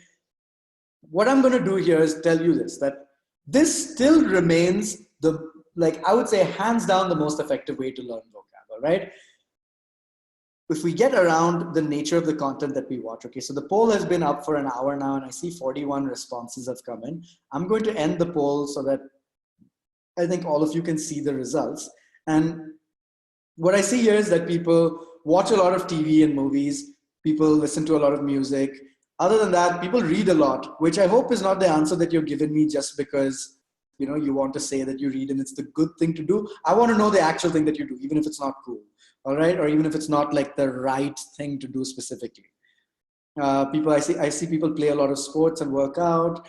Some people play video games. Some people are into the dank memes. By the way, just let me know if you can see the results of this poll or not, because if you can't see the result of this poll, I'm just saying it to you then, right? So hit 1 if you can see the results of the poll and hit 2 if you cannot. Oh, I see that people can't see the results of the poll. Okay, fine. So I'll tell you, like break it down essentially, right? I see a lot of people watch TV shows and listen to music. I see people read a bunch as well and play sports. And I see a few people who play video games and appreciate art, right? And I see some people also pick the joke answers, well, I don't have fun and I just study the GRE 24/7. I see some people say that I stare at the wall all day. Okay, just a caveat here, this is not the right approach, okay? You don't want to be studying the GRE all the time, right? You want to be making sure that you take in other content, that you consume other content, that you watch movies, that you listen to music, that you watch TV shows, that you play video games, that you listen, that you appreciate art, that you work out, that you do sports, that you do other things in your life. Everything that you do in your life is important and will help you learn words. All right. The key though is that you're not just doing it for the sake of doing it, and that you're doing it with a sense of purpose behind it. All right.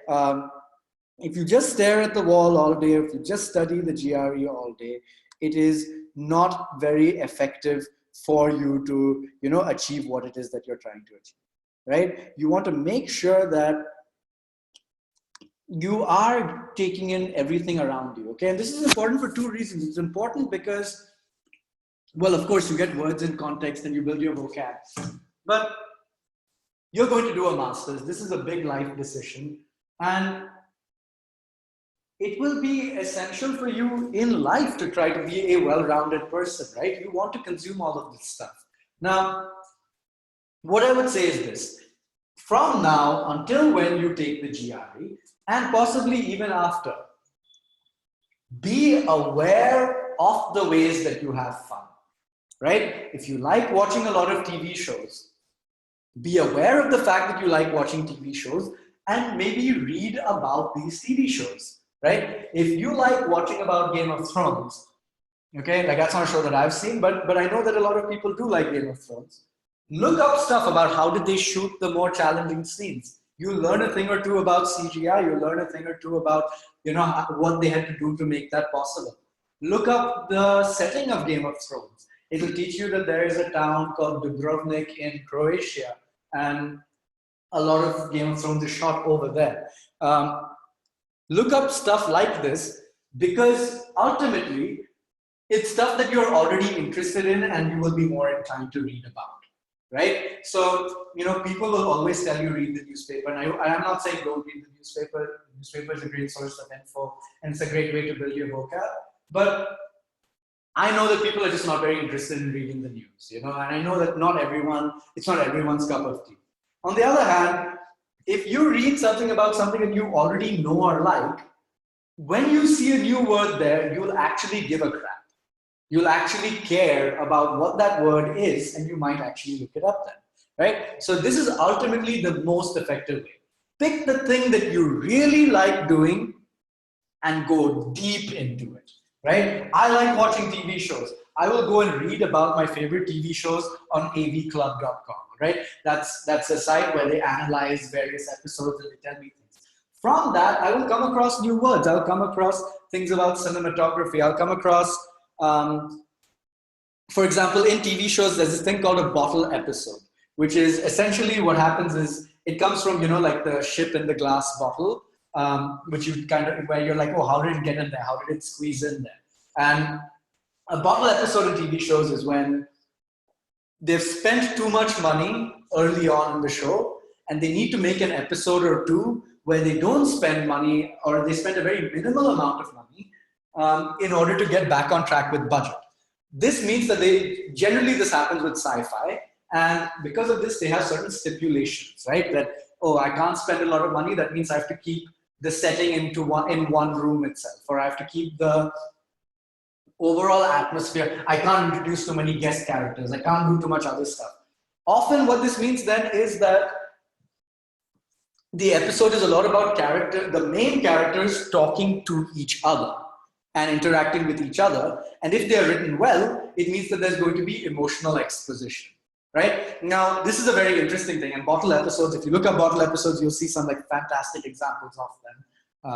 I think there's an episode in Friends where everyone's trying to get ready to go somewhere, and it's shot entirely in the living room, in Monica and Rachel's living room. And that's that. The entire episode is shot there. They don't introduce any other characters. They don't introduce anything else. It's just various things of them going in and out and trying to figure out, how to get ready on time, which they obviously don't.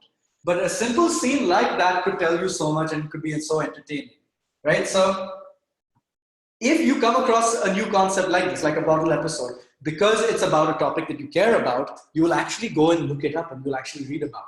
Similarly, if you're interested in music, look up different kinds of music, look up well, not different kind, but look up different articles about music that you like and maybe how they've come about. Look up the biographies of the people that you like, whose music you like, you know. A very interesting article that I read recently about the vocabulary used in rap music and how, you know, like when it comes to unique words being used, the best rappers, you know, have indicated that they have vocabulary levels that are on par with, if not in excess of that of like Shakespeare, or, you know, people who have written classics like Herman Melville writing Moby Dick or something like that. But yeah, so take the thing that you like and go deep into it. Nerd out over it, essentially, right? Nerd out hardcore over the thing that you like, and you will come across new words, right? So this is something, and the best part about this is that it's kind of fun, right? Like you may have wanted to read an article about your favorite band anyway. You might have wanted to read an article about, you know, the Oscars and how they've been handing out awards anyway, right? So take the stuff that you really like and go super, super deep into it. All right. So we've discussed 3 techniques, right? Mnemonic devices, word roots, and grouping of words. And of course, this one other technique, which is something that you have to do on a more generic, organic level consistently, where you focus on taking the thing that you really like and reading stuff about it. Taking the thing that you're very into and just going very, very deep into it. Because just like I said before, you know, with the thing about you know, like somebody who doesn't watch movies, somebody who watches movies a lot, and somebody who actually makes them. The person who has gone super deep into the thing that they like automatically has a more precise and a better vocabulary about that thing. So you will end up building your vocab by going deeper into whatever it is that you're into. All right. Just some other things, you know, other like resources that you can look up. So if you go to visualthesaurus.com, you will see, you know, it'll take a word that you may not know, or you can put in the word that you want to know more about, and it'll give you similar words to it, right? So chicanery, very similar to chicane, wild, trickery, shenanigans, or guile, right? These are words that you may associate with chicanery, and that helps you have a sense of, okay, these are words that I would put together. These are words that I might group together, right? So Visual Thesaurus, very useful for that. As always, Google is your best friend, right? If you add the word define before any word, it'll give you the full definition. It'll even tell you more stuff now. Google is constantly getting better. And, you know, like when we started Crack Verbal, like you couldn't do this stuff as easily. You know, people didn't have their phones on them at any point. And Google as well didn't work with the same level of machine learning that it does now, right? So use Google, right? Use this stuff to the best of your abilities to try and take advantage of it, right? So to put all of this together, if you are going to use word lists at all, use them kind of like to-do lists. Okay, so here's a list of words. I'm going to look up stuff around these words to build my own web of words, right? Really get to know your word, right? Don't it's not just a matter of memorizing. You want to understand where you might use this word, what part of speech it is, where you might see it, what other words might be similar to it, what other possible meanings it might have, right? Always try to do this. Another thing that's probably a good idea is to maintain a record of this, right? If you note down stuff, first of all, the physical act of writing helps you remember stuff better, but also noting down stuff is good. You know, you will come back to it later and you will be able to make sure that, you know, you remember what it is that you did look at, right? So it is essential at the stage of revision, right? If you do make a written record, it should ideally have the dictionary definition and the usage, maybe some related words as well. Some things that are a good idea to add, though, if not absolutely essential. What is the connotation behind a word, right? Is it positive, negative, or neutral? Any mnemonic devices associated with the word? What are the origins of the word? What is the etymology of the word, right? And maybe make like a map or like a diagram connecting words to each other, right? Inclines to do with like nuances. So like most negative in connotation to most positive, you could make your incline that way. You can really choose to do this how you want at the end of the day. But when you put your words together, always remember to not just make it like one long list. Try to include meaningful information about the words And like I said before, try to build a web of words, right? Because a web of words has better connections between them and it has better context as to what you're trying to hold up around it as well, right? An easy way to think about this is that a bigger web or a bigger net of words casts a large, casts itself over a larger area, right? So you would cover a larger area when it comes to trying to make sure that you know what these GRE words mean, right? So lastly, what I would say is this, that you want to spend about 45 minutes to an hour a day on vocab. Okay, ideally, if you can do that, then you're good to go. And when I say 45 minutes to an hour, if you do an exercise of root words, you read an article or two about something that you like, and you put all of this information down, that should take you about 50 minutes. You don't need to do more than that. All right. Make sure that you pick a time of the day to only do vocab. Don't just see it as part of doing other things. Make sure that you have very direct focus with how you do your vocab, right? If you put together, enough root words, you will build your vocab very, very quickly. And another thing is, probably a good idea to keep a day for revision, right? So these are some of the tips that would help you in your process of building vocab, right? But as we discussed, 3 major techniques, specific techniques, right? Word roots, flashcards, and grouping words together. And of course, the more generic technique, which is to take what you really like and read everything you can about the thing that you really like.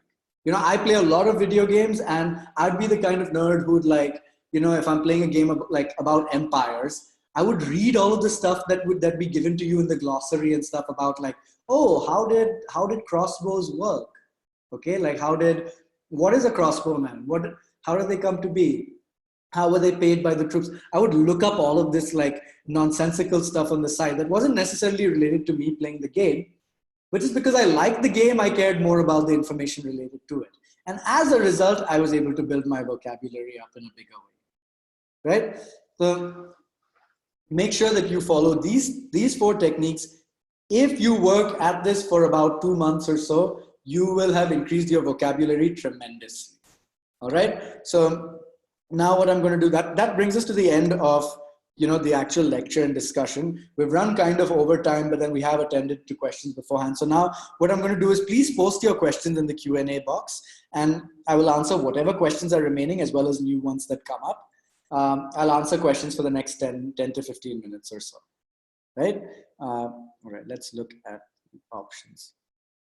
Another person asked how to get the webinars recorded. I think if you contact our support team, this would be quite accessible. If I'm not wrong, it may be listed later on YouTube as well, but I'm not sure about the details on that. How to find all root words. See, you cannot find the root words to every single word, right? The takeaway that I hope that you picked up from this is that at the end of the day, you cannot learn all the words, right? You can learn as many root words as possible. And for that, like I said, if you get the Norman Lewis book, you will come across many root words, and that's an easy way to make sure of doing so. But in excess of that, if you want to find more roots, a good way to look at it is look for words in Greek or Latin, because they tend to spawn a lot of words around them, right? So maybe you take the word like philosophy, for example, which is from Greek. What you learn is that the PHIL tends to do with liking something. Okay, so philately is to like collecting stamps. Philanthropy is when you like other people. Philosophy is the love for gaining knowledge. That's the origin of the word. So it would be the study of how we gain knowledge. Pedophilia, to take this to a much darker place, is when people are physically attracted to children, right? So PAED is to do with children. Pedagogy is how we teach children, right? So you would have to, if you look this stuff up yourself, or you just try to think about, hey, what's a word that I know? Let me look up the root for it. You will come across more roots through doing that, right? So you will never be able to find all of the roots. That's not something that you should be trying to do either, but try to look up many roots, right? If you just want a bunch of roots given to you, the Norman Lewis book is obviously most helpful for that, right? And that would even give you a sense of how to look for this stuff yourself in the future. Where can I find the Crack Verbals flashcards? As I indicated before, there's a Dropbox link that's marked. You know what? I'll put this on the slide with the Dropbox link so you can see it. It's at the bottom of the slide. You should be able to find the flashcards there. You can also buy the flashcards off of Amazon. Where can we get an already grouped theme-based word list? Well, you can look this stuff up, right? Like theme, like, you know, groups of words and stuff like that. But I would not recommend doing this simply because when we choose to group words, when we choose to decide that words have similar meanings or connotations, this is something extremely subjective that we have done ourselves, right? Words have a grouping or a theme because we have put that grouping or theme onto it. So a good idea is to make your own groups. A good idea because that's how you will remember the words best, right? It's something that you came up with yourself. It's not something that that was given to you as an outsider that you're learning, right? Learning is a very personal process, and it is something that you should always look at, and especially when it comes to learning vocab, right? It's not just learning a technique and applying the technique.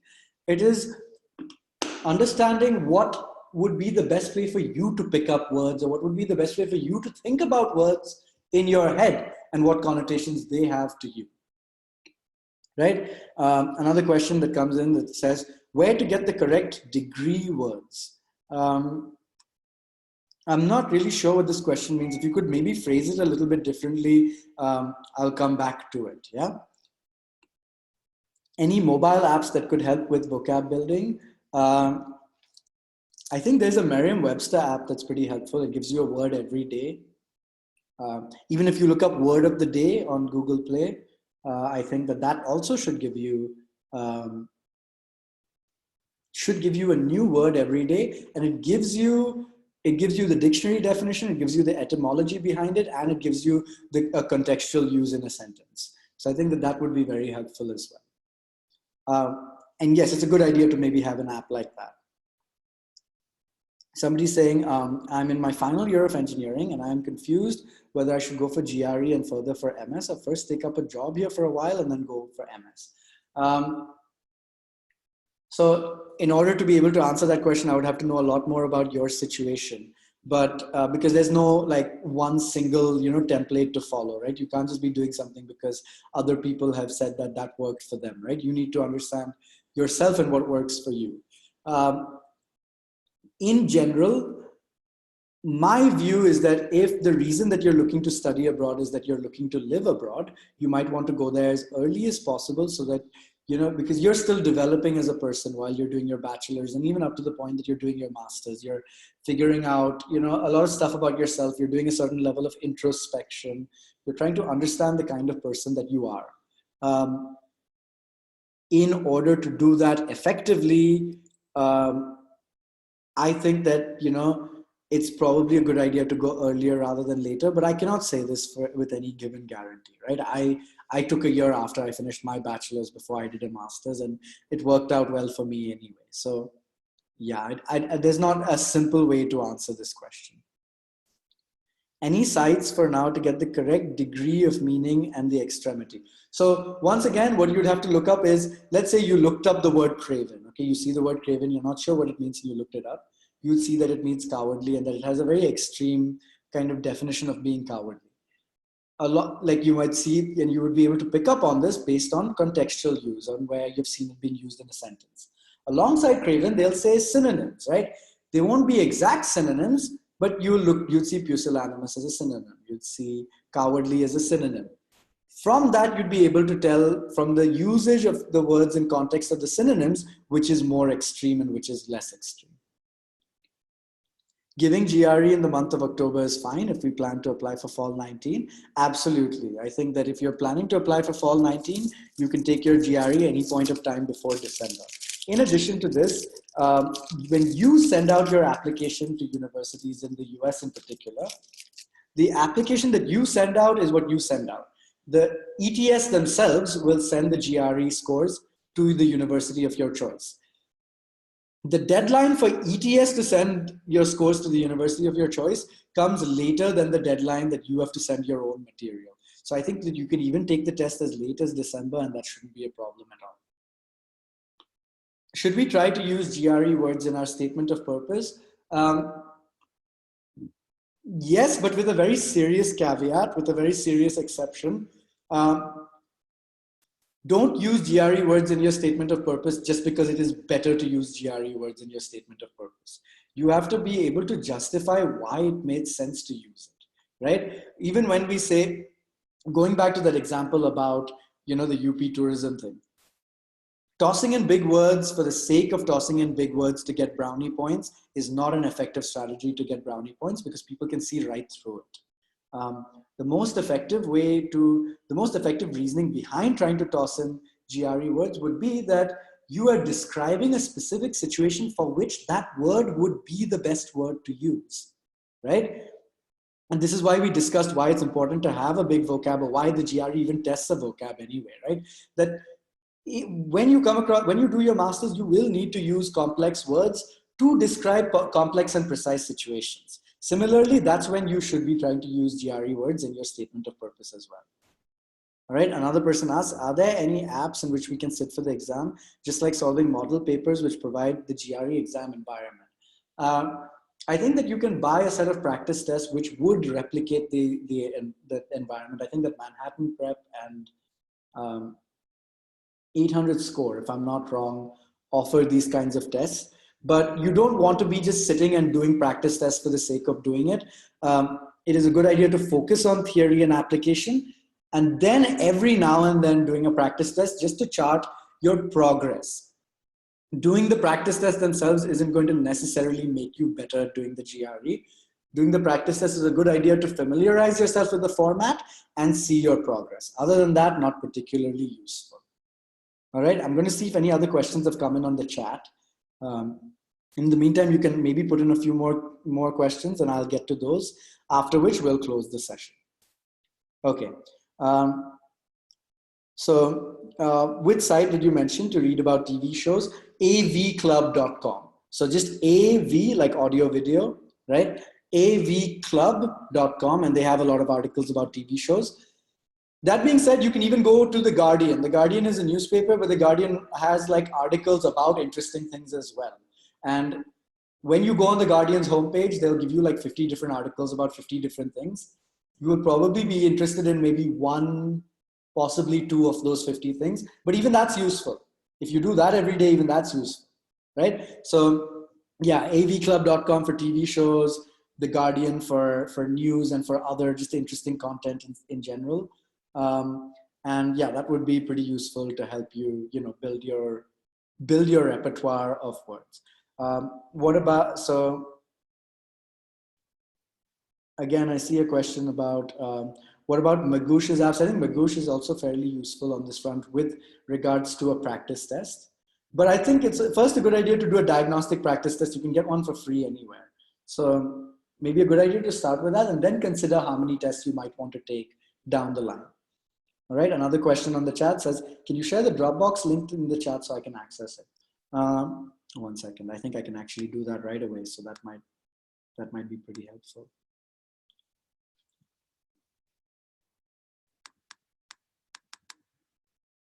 Let's see if I open this up. All right, I don't want to be moving the box itself.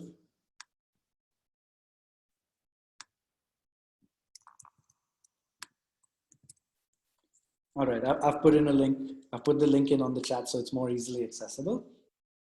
All right, so now I'm just going to go and answer the final few questions, and then we can close out the session.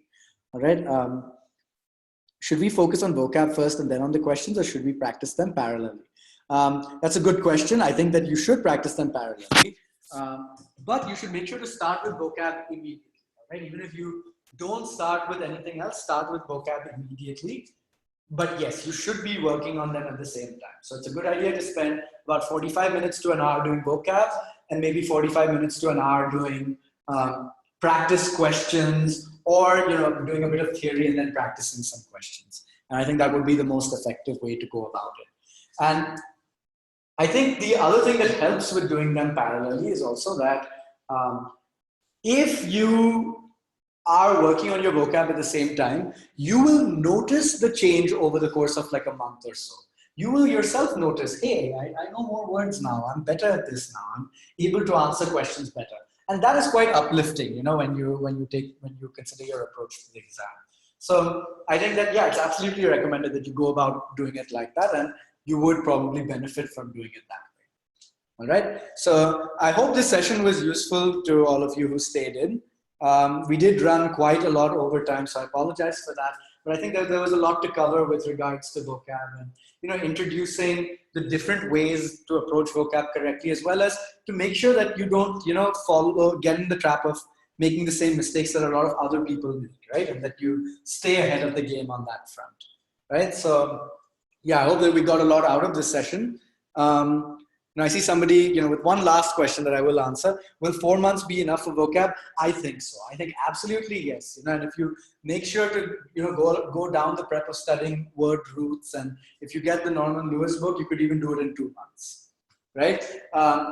That being said, vocab is something that I would recommend that you continue doing even after you take the GRE. It helps in a variety of situations to have a good vocab, and it's just something that makes you come across as better read or, more intelligent in general. If you are able to demonstrate that you can understand and use words effectively. All right. So yeah, like I said, yeah, I think we can close out this session now. Hope it was useful for all of you. And yeah, be sure to check out whatever resources that we do have. And yeah, good luck for your preparation for the GRE. And to the one student who said that they're not taking the GRE but just want to improve their verbal ability, good luck to you in general as well. All right. Thanks a lot, and I hope that you all have a great day and yeah, a great year. Right. Have a good one. See ya.